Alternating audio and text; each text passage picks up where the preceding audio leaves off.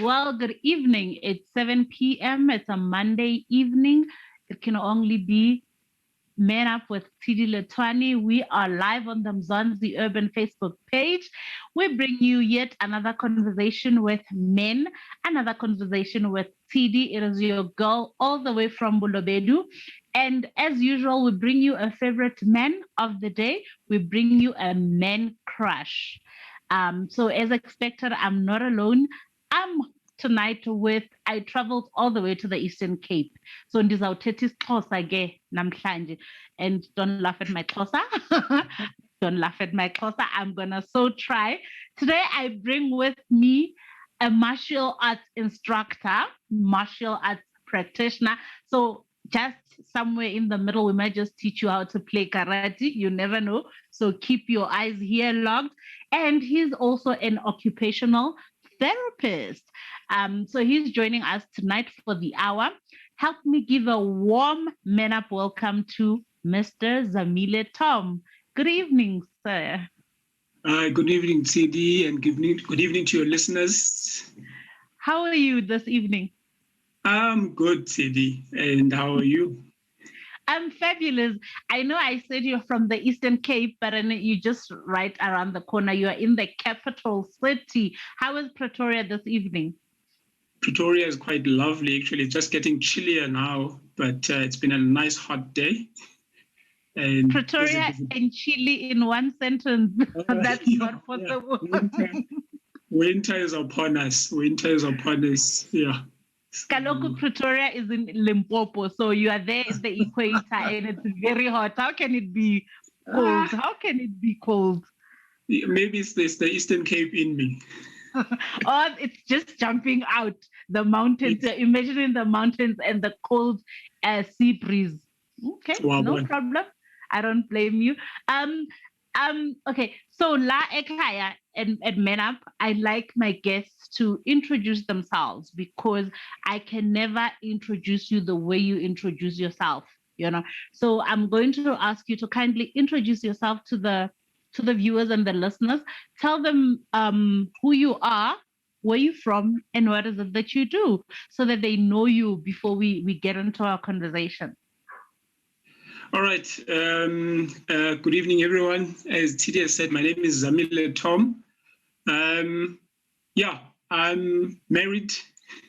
One of the most important things to me, I'm married to Paul. I have 3 kids. I'm an occupational therapist. I studied at the University of the Western Cape and currently living in Pretoria, working at Medical Special School in Soshanguve. Also teaching karate around Pretoria and at the school. Yeah, that's in a nutshell. Therapist and karate. How do the two even, I can't marry the two. So please do help me. How did you get there from, or was karate your hobby that you needed for detoxing and then you ended up excelling in it so much that you decided you're going to be an instructor? You know, today, karate, with everything that I'm doing now, karate is my first love. You know, it was there before I became a therapist, before I became a married man, before I became a father. Really?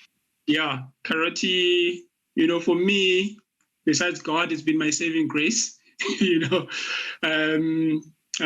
today's topic touches a lot to that because it comes from the reason why I started karate in the first place. You know, seeing Bruce Lee on TV, wanting to be like him, you know, beating up the bad guys. So, and then later on, as I studied occupational therapy, I found the two merge actually quite well. As much as currently they've not been very much explored, you know, in terms of the benefits of karate into our well-being, our general well-being, you know. Done well, it fits into almost every aspect of our life. You know, I think as we go along, I'll explain. You see, I'm nodding here because I love what you said. You said karate fits in perfectly with our topic of the evening. I'm smiling because I'm like, yes, it does. It could actually be one of the tools that can be used to alleviate this. And let's just introduce our topic. Yes, tonight we are talking bullying. right? As we've seen the past, I think in the last 2 weeks, there's a story that was trending of a teenager from Venda that was bullied or that was beaten up by a fellow scholar. And it unfortunately didn't end well because she ended up committing suicide.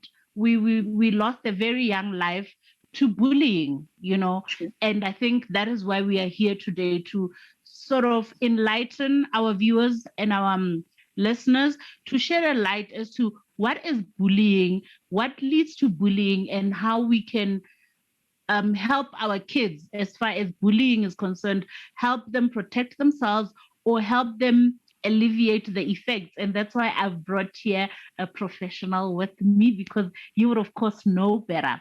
So, in simple terms, Buti, what is bullying? How would you define bullying? There's technical explanations to it, but I think bullying is any aggressive behavior that is unwarranted by the receiver of the behavior. It could be either physical, verbal. These days we have cyberbullying. It can occur from children to adults. It can happen in marriages. It can happen in schools, as we've seen. It happens in workplaces. It happens on the road, which ends up with the road rage and all of those things. It stems from that type of behavior.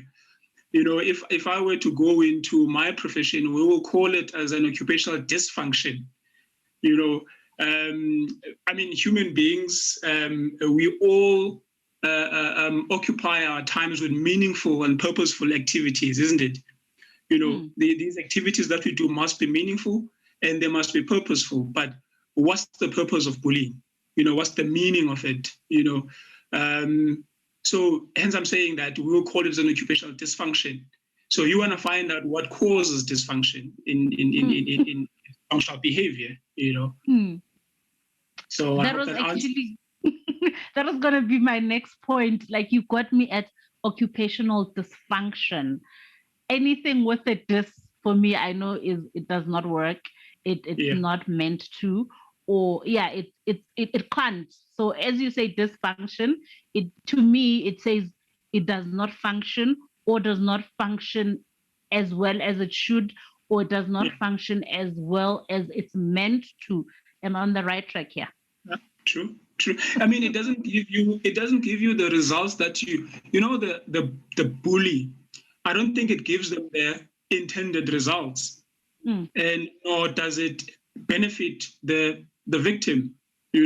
So if you were to look at what causes it, there's always an underlying issue. But bullying is a fruit of, it's a result of.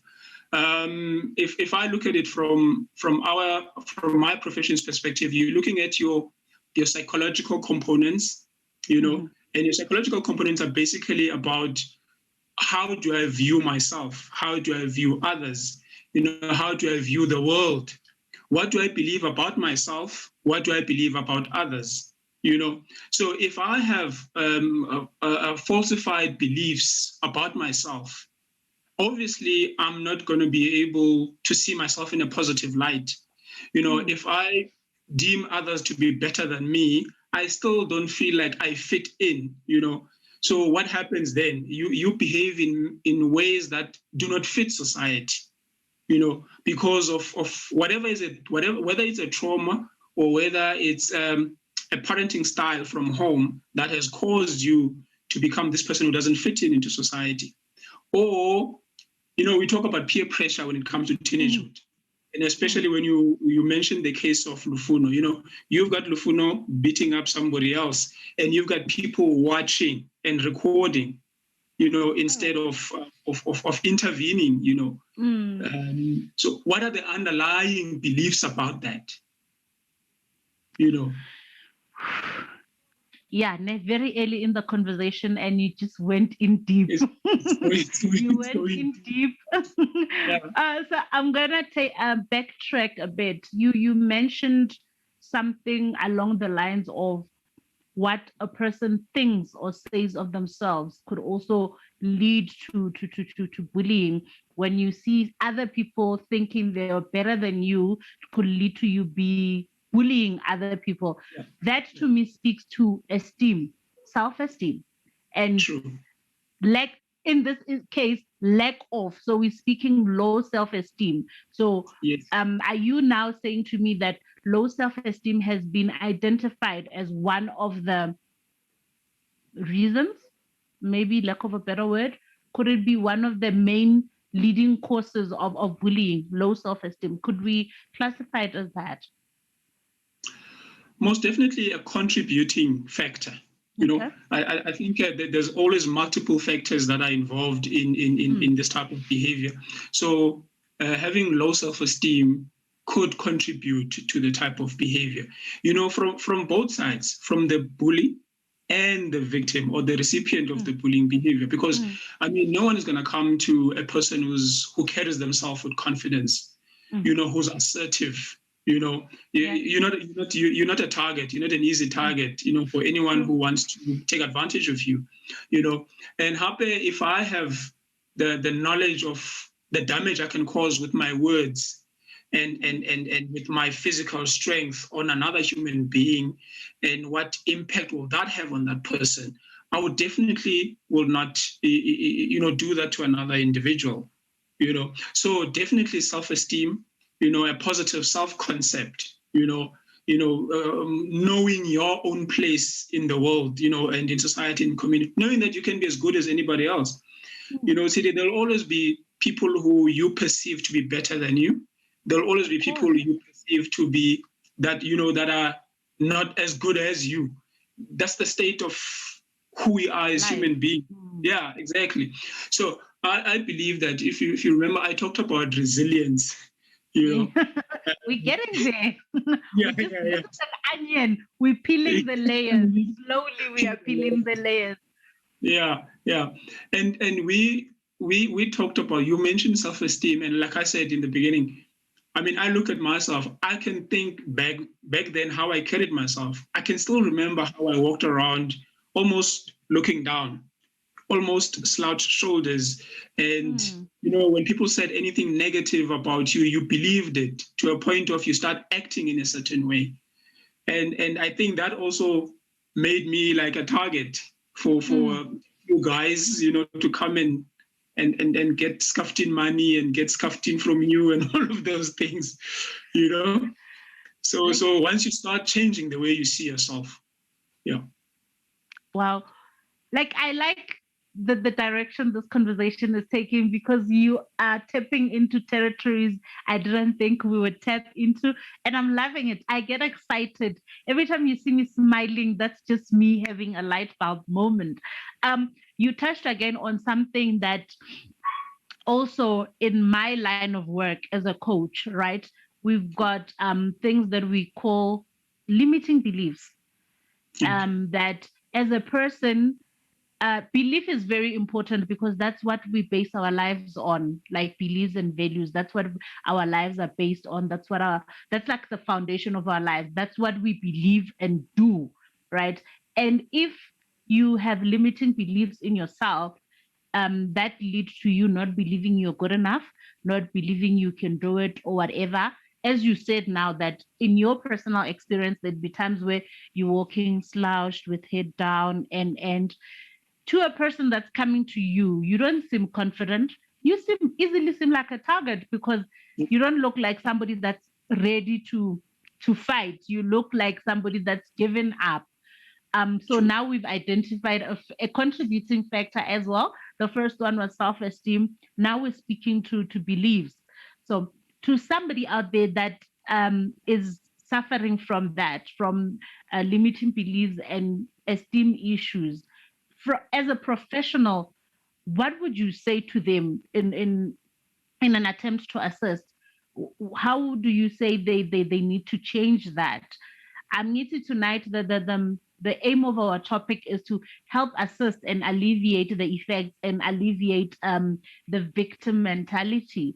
So with every fact that you bring up, we're going to try and find resolutions for it. We're going to try and give tips and solutions for it. So don't be surprised when I ask you, how can we then? So with self-esteem and limiting beliefs, when you come in as a professional, what are some of the ideas or some of the solutions that you try give to the victims to help themselves?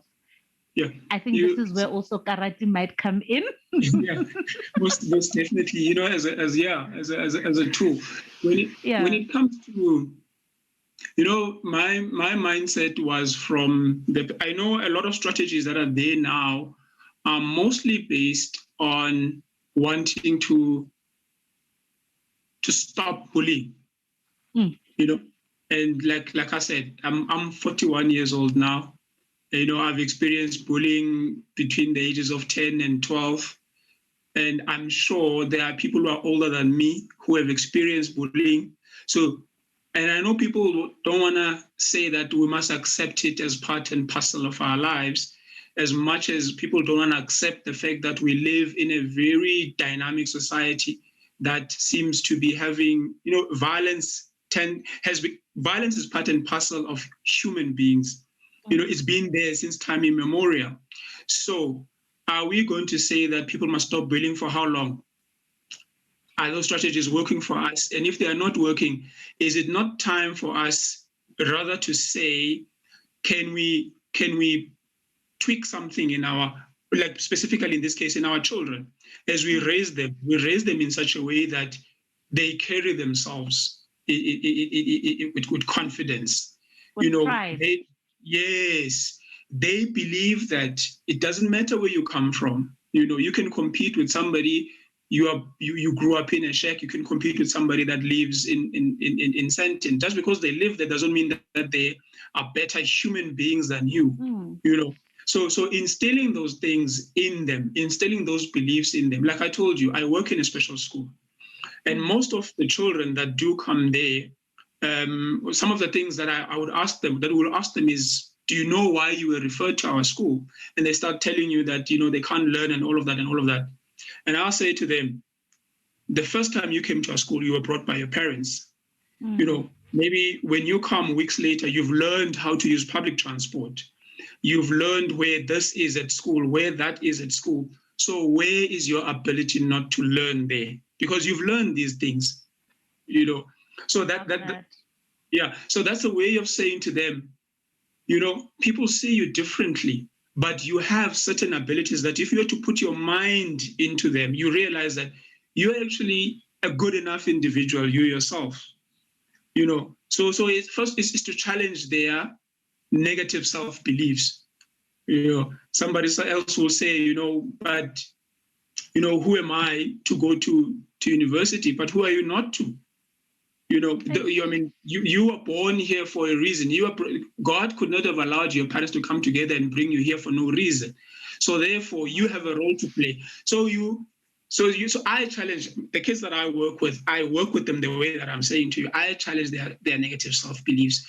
I guide them into finding the fact that they have power within themselves to actually become, you know, what they can become, what they want to become in this world. You know, so. That's one of the. That's one of the. I love that.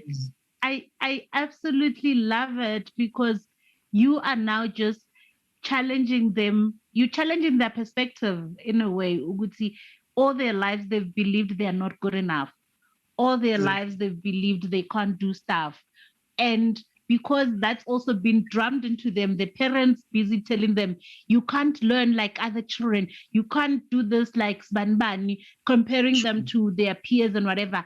That gets instilled into the kids, and because that's all they know, that's all that is all they believe. And yet here you come and you show them the other side of the coin to say, but you can do this better, but you are able to do this. And that speaks to me, to the art of building their self-esteem, to the art of eliminating the limiting beliefs, and now having somebody that is confident in themselves. And once you're confident, I mean, listen, you tell yourself you're going to do it, you will go and do it. You walk differently, you speak differently, because now you believe that you are able.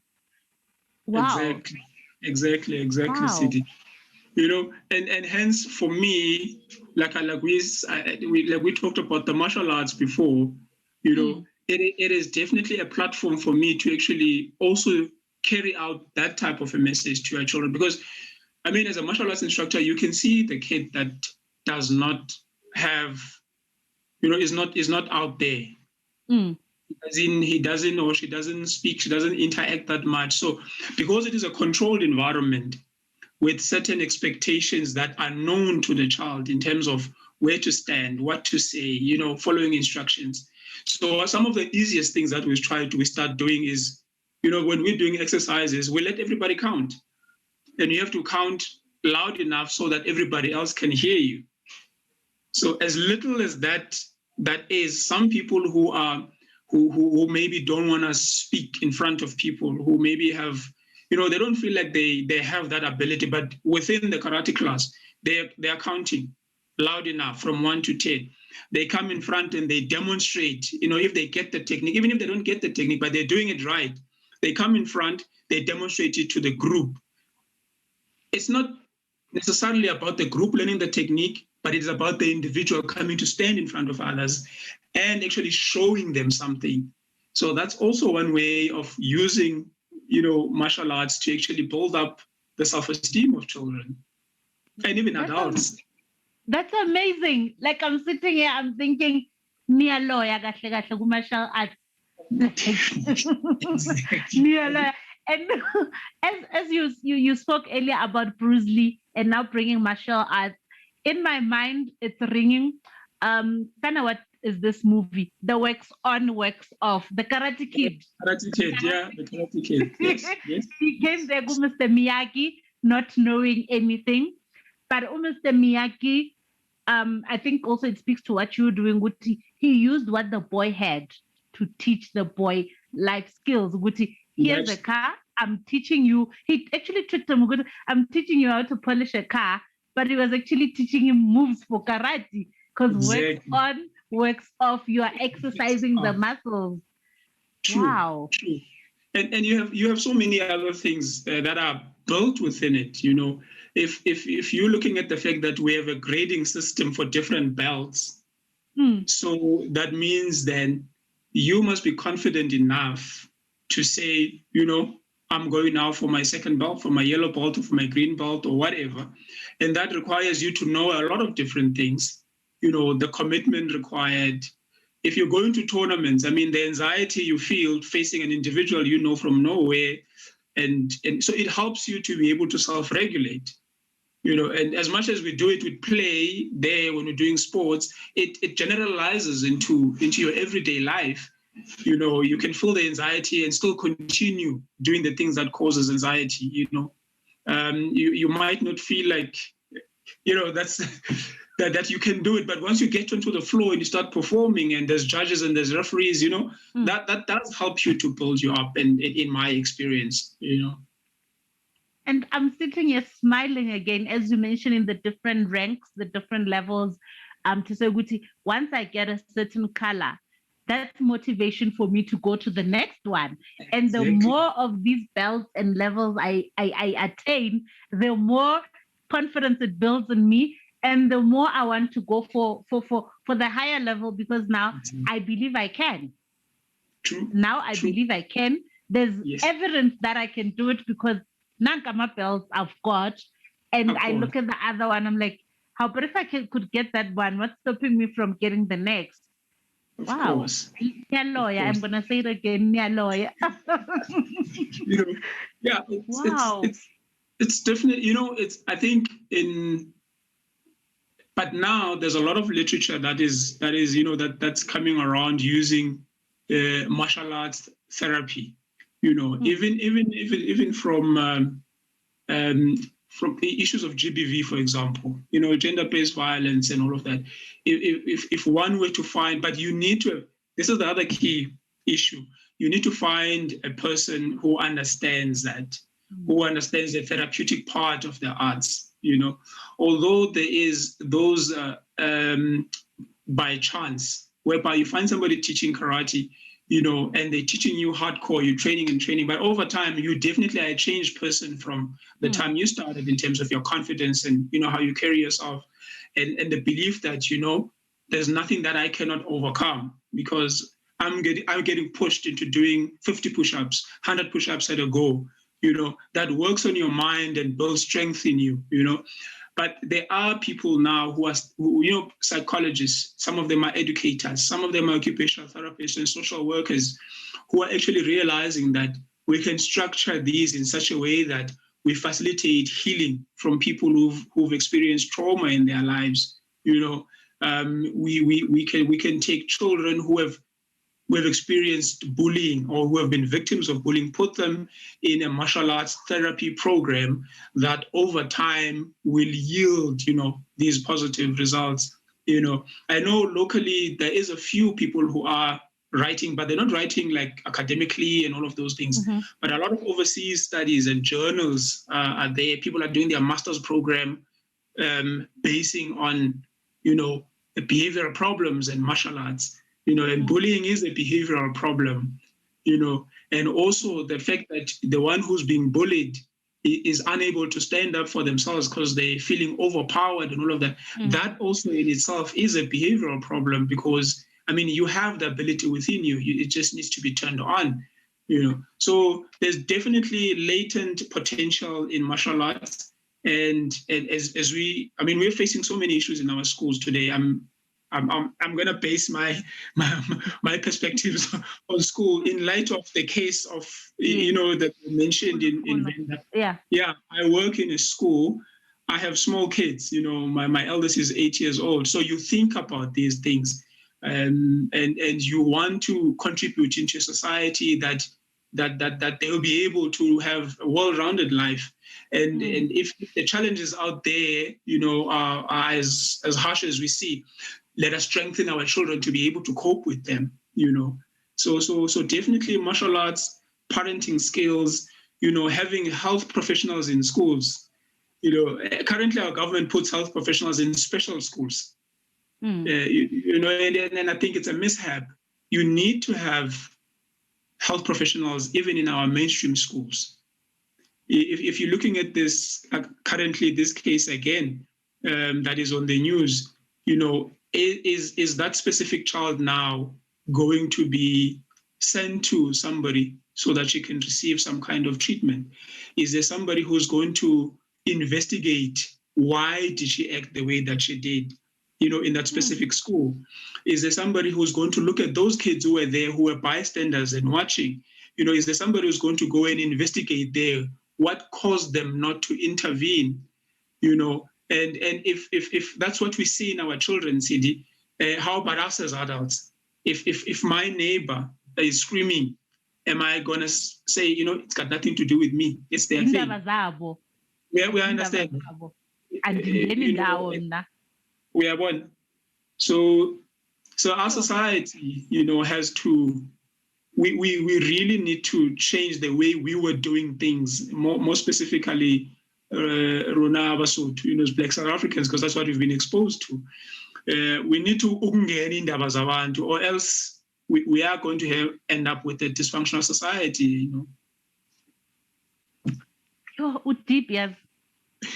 Like you are very deep. But I like the deep that you're going into, because we are helping here. We are here to assist. We are here to shed a light, and we are here to share knowledge and help our listeners or anybody else that could bump into this conversation one day to say, wow, I didn't know this aspect of bullying. You mentioned now something about us needing to look into, with everything in life, when things happen, we just look at it at face value. Yeah, she's a bully, so what? We don't necessarily go back and want to see, why is she a bully? Where does she come from? What kind of home does she come from? And what is happening at home that is making this child so angry that she's taking her? Because I looked at that disturbing video. Like, Lufuna's story today is the basis of our conversation, because it sparked so many. I was in tears, It's heartbreaking. It was such a sad thing to watch. They are young kids, teenagers still in school, Definitely. And the anger I saw at the bully, the bully as she was slapping around Ulufuno, and the others cheering, that gave her more power. And to me, it says, so the audience gave her power to do what she was doing, because with them cheering, they were some sort of promoting her and telling her, yeah, you are bigger, you are better, mshaye, umbonise, So I want us now to take it back into the home. Uguti, you said now you're raising young kids with your oldest being 8. As a parent, I'm sitting at home. I don't think I'm affected by bullies or bullying, and I don't even think my child is being bullied. But my child could possibly be bullied, but agakwazi ukhuluma because yasaba, or sometimes the child doesn't even think there's anything wrong because that's all they've ever known. Esikolweni bamthathela imali, bamthathela isikhaftini, ubhala i-homework, wenzela ibully yakho. As the parent, what are some of the signs that as a parent I can look at to check, is my child okay? I know for one, maybe the communication channel needs to be very open. My child needs to be comfortable enough to be able to come back home and say, Tshidi ungishayile today. Or Tshidi ufuna ngimenzele homework, mangayenzanga, uyangishaya. So what are some of the things that as parents, I'm going to say we, I'm including myself, inclusivity lab. As a parent, what are some of the things that I need to be aware of, or that I can check as a parent to see ukuthi is umntanami still okay? Are there possibilities zokuthi umntanami anga uyashayiwe esikolweni or bayamhlukumeza? Because this bullying is abuse in a way. Yeah, it is actually. It is. I think like you mentioned, the fact that your communication with your children should be as easy as what we're doing now, and in order to establish those, in order to establish that, you yourself as a parent need specific skills, and most of us, we parent the way we were parented, and at times, yeah. That's the model that we have, and at times you didn't have such a good model. We had a model that worked. So you need to do certain things. Like we have habits, although at times we were not consistent with them. Meal times, we turn off the TV and we sit and we eat and we talk about our day. And that has been a practice that happens here at home, every now and again. The girls will ask me, how's my day? They'll ask mommy, we ask them and all of that. And we ask them who they ate with, who they played with, and all of those things. So it's quite open. So if anything would happen, they would freely, yes. And also, what that does, if anything would be off in terms of their behavior in school, we'll be able to pick it up, And if you have young children, I mean, the most observable one is that suddenness of in the morning. I don't know if you've experienced it. Somebody doesn't want to go to school all of a sudden. They don't feel well all of a sudden. They're talking about a tummy. Forever sick, yeah. Yeah, exactly. All of a sudden, but the person has been preparing, all of those things and all of that. But for some reason now there's this anxiety, either because, like we know now, it can be caused by the fact that somebody didn't complete their homework, or there is something else that is happening at school, hence it needs a little bit of investigation. If you are somebody that's involved with your children and their academic performance, you see there's been, a sudden decline in that, you need to start investigating, on any odd behavior that your child, exhibits, whereby they no longer want to be in the eye with you. They don't not as interactive. They're no longer as social with the family as normally they would. It warrants you, taking time and really asking them and paying attention to them, and giving them that time where you ask and you investigate, in a friendly, loving way, where you're not an interrogating officer. So I think some of those things will be just the tips that will but it all comes down to, if you know your child, you've developed this relationship with them, whereby talking, is not something that you are busy. You're either watching TV, or you need to make time for them so that you can actually build that relationship with them. I mean, it will help you also when they get bigger. When they grow a little bit older, they start becoming teenagers. If they are not teenagers yet, you still have that open relationship. You're going to have the challenges of teenagehood, but because you've established it from childhood, you maintain it as they grow up. You keep the communication channels open, and then you should be able to help them navigate. So until Gochal say manzi, they must try build the trust relationship from a young age so that bakule nayo this thing. Yeah. So that, and obviously for those who missed the boat, they are very. I was about to say, for those who've missed it, as long as you still have children at home, and you still have shows like yours, there's always opportunity for you to learn how to reconnect with your children when they've grown a little bit older, so that you can still, play an effective role in guiding them, through life and all of that. Sure. And you said something now, Uguti, Corona Basotho. I'm gonna use your phrase, Corona Basotho, in the that you said we parent the way we were parented.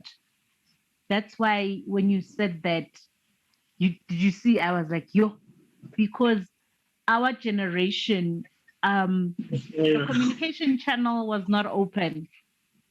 It was not open. The good that thing yoguti ndingumzali ngumntana and angisichomi abantwana. Our parents bengasabumdune sichomi tabana. They raised our generation in a way that siyabasaba, like you can't talk to them about anything. We are saba ukuduma because that channel was not open. That door was never open to say, if you've got a problem, come to mommy. If you've got a problem, come to daddy. But now, thankfully, we are raising the Y2K with the Y2K generation that is now parenting. And also the older generation, Tina, that were raised in that not so friendly thingy. We have an opportunity to parent better. We have an opportunity to parent differently. Therefore, we have an opportunity to change the status quo. Guti ibachomi le ngwana wa gago, so that your child is able to say, Mommy, today I didn't like school because so and so did 1, 2, 3. And you are able to nip it in the bud in the early stages of bullying, because now your child has opened up to you. I like that, Uguti. We need to parent differently. I like that. As I'm repeating this, I'm making mental notes. Don't worry. I'm making mental notes. And wow, you guys at schools, you have a tall task, I must say, Uguti. The amount of work that you face, and not only are you there to teach, but you're also parents, because you have these kids for 6 or 8 hours of the day. We've spoken about the home and what the parents need to look out for. Now, as the teachers in the school, what are some of the things or some of the behavior traits that teachers can look out for in terms of for both the bully and the victim? What are some of the things that, in your experience, would say are giveaway signs to say this one is a bully, that one is being bullied? What are some of the more obvious and not so obvious traits that teachers can look at? Today it's that one it's very difficult to see it, because they hide it so well. Even the bully would instruct, should you tell anyone?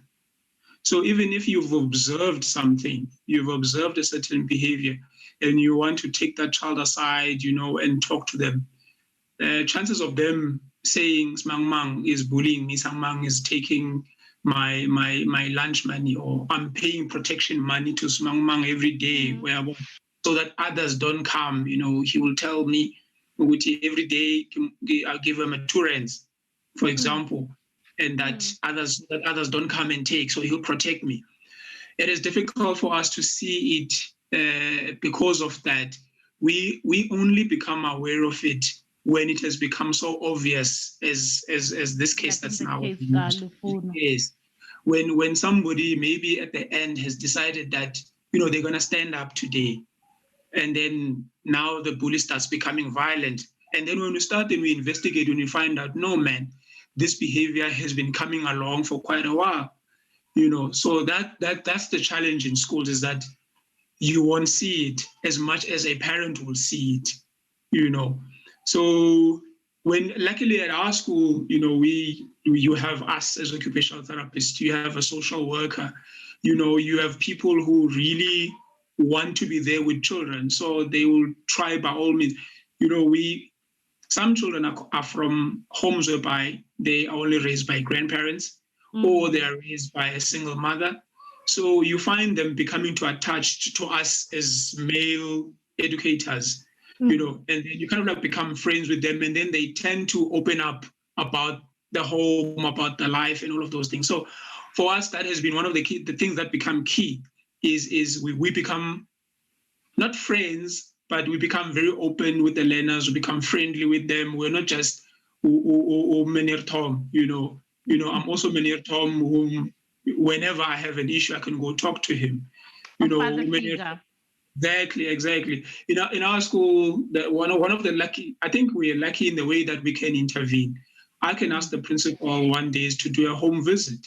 I can take one learner with my car or with the school's car, because then you need to be covered should anything happen to you on the road, and go to the home and speak to the parents, see where the child lives, and also see the social environment or the community where they live in. So in that way, you can get to know the child. And if anything is amiss, you can actually kind of like pick that up.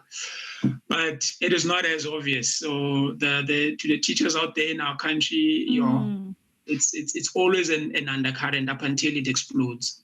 So it's quite a tough one. I think one of the reasons I asked this question was when the video was busy circulating on Twitter, some of the attacks or some of the comments were, what were the teachers doing? Why did the teachers not intervene? Those were the most prevalent comments. Where were the teachers? The teachers should have seen this. Why did the teachers not do anything? How can a person be so badly beaten up outside the school, and also there's so much noise outside the school? Obviously, one of the teachers heard. Why did the teachers not intervene? That's where my question stemmed from. What can teachers do? Earlier, you mentioned in a statement to say that I actually liked it, and I want us to go there a bit. You said, now Lufuno is no more. Lufuno has taken her life. May her soul rest in peace. But the bully, what are some of the corrective measures that can be taken as far as helping her? Because also Twitter again, they're crying, Wuti, jail is not going to be good enough. Others even went as far as she must also be killed, or she must also die, blood for blood. Yes, it was bad. Last week was very bad. People saying, so the Lufuno killed herself because of this bully. And now she is out there living. If she goes to jail, she gets free food, she gets free TV, she gets free everything. Why must she still be alive? She must also die. So now, as a professional, I'm asking you, Zamile Uguti, what are some of the corrective measures that can be put in place or that can be taken in order to, because I believe she needs help, definitely to help the bully. It's unfortunate we don't know her name. We'll just refer to her as the bully. So in as a professional, what are some of the things that can be done to assist the bully? Because also, Mina, that type of violence for me is a cry for help. Yeah, you definitely, Tshidi. Like I mentioned initially, ne? That in terms of training, how we get trained, I don't know about other professions, but as we get trained as occupational therapists, you're looking at the fact that, you know, you're looking at children and you're looking at how they grow into adulthood and all of those things. All of that, you need to have these certain aspects, you know, there's physical aspects, these psychological aspects, you know, and some of these aspects include your psychological components. And your psychological component is basically your self-concept, your self-esteem, like you said, your beliefs, the way how you view yourself, your place in the world and everything like that. So in this case, I actually was talking to my colleagues about, because I think there was a court hearing today about this case, you know. Oh, I missed it. I think there was an announcement about it. And we were talking about, I wonder if the judge will recommend an occupational therapist, you know, because we see, for that matter. yeah, or a life coach, actually. Psychology, you know, some sort of help. Yeah. So somebody who will, you know, hold this child by the hand, because we must not forget that this is still a child, you know, and with children, we know that they are, you know, when you come to their brain development, it has not developed enough for them to reason certain things, to think that far, you know. And so you do need somebody who's going to actually talk to her about the incident, what sparked it, you know, and investigate and all of those things, but find out what was her what I want to say, the psychology towards doing that. What caused it to, at the end of the day? Yeah. So it's kind of it's probably going to be quite a long process to find out what caused her, and then challenge all of that thinking, so that one can bring her back to a point of realizing that this was not on. This is not how human beings, you know, functional human beings behave. You know, to a point of remorse, not just feeling sorry, but realizing, you know, what she has done, and the pain that she has caused to another child, but not forgetting her own pain, you know. And then from then on, you know, just build her up. You know, I mean, her life is just starting out. You know, what's going to happen as she grows as a person. You know, unless somebody really holds her hand, and us as a society, I haven't lost a child in this way. That I must just put that out there first. I've had family members who've been violently attacked. You know, I don't know if that then gives me a right to say, you know, this child deserves to be treated humanely also. If it was my child who has done that, what would I want for my battery? Tshidi, my phone is shutting. Yeah, welcome back. We lost you there, but you know, technology has its own mind. 1 minute we on, 1 minute we off, but welcome back. Yes, good to be back actually. So yeah, so that's a sign that you know. You were answering the question, and I asked, what is it that the teachers can do for the bully in order to assist? Is there something the teachers can do as a way of correcting the bullying? Yeah. You know, in this case, you know, you probably, it has to become part of teacher training, unfortunately. Whether it happens at their training at a tertiary level, or now that obviously we have thousands of teachers around the country, that, you know, the various departments probably will have to take up something on raising a drive of anti-bullying, you know, just around the country for a very long time, up until we don't see any cases. You know, it becomes part and parcel of, you know, I know that people will say that, or educators can say that they do address such issues during life orientation. but it does not, life orientation is a subject that is being taught, but if you are able to have health professionals in schools, health professionals are able to dig into individual issues.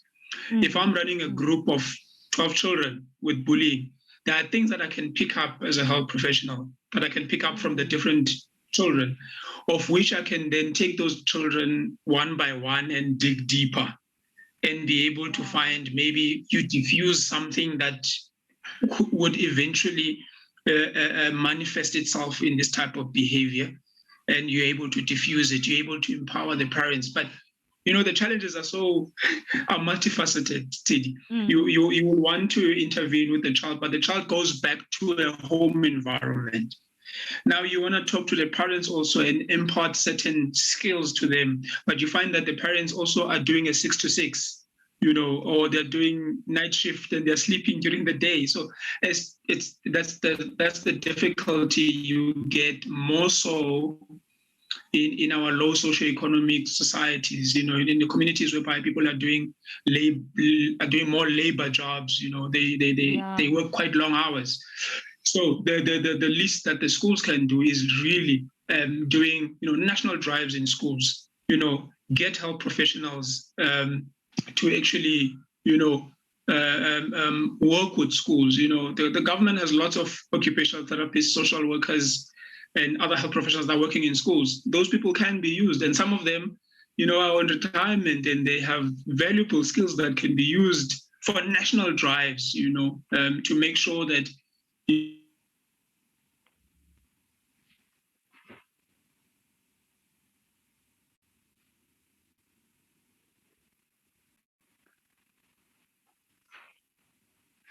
As you can see, guys, network is not on our side. We've just lost Zamile again.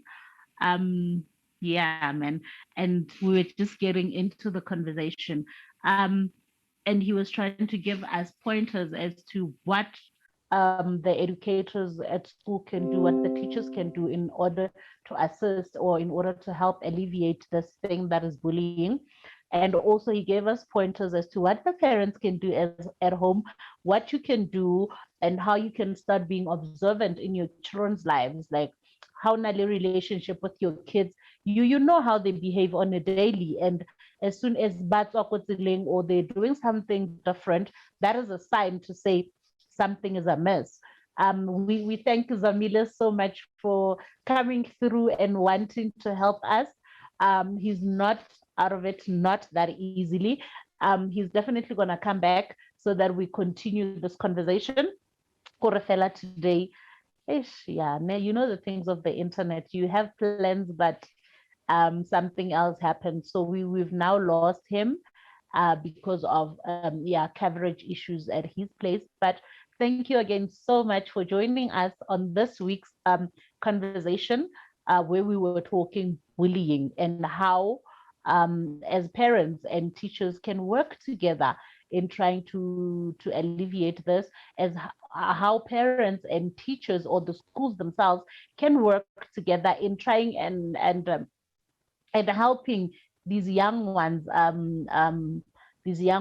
overcome bullying. And as Zamile said earlier, also us as adults, we are being bullied sometimes, and sometimes you're being bullied and you're not even aware that you're being bullied. And yeah, so that's why I'm going to bring him back so that we continue the conversation and then we finish off where we started. Once again, thank you for joining us. Those of you that join us here on Facebook, those of you that will be catching up on the podcast, we thank you so much for joining and uh, for listening as well. And we're looking forward to the interaction. All the questions that you're posing, we are going to attend to them. I'm also going to post Zamile's contact details in the comments so that should you want to get in touch with him, then you are able to do so.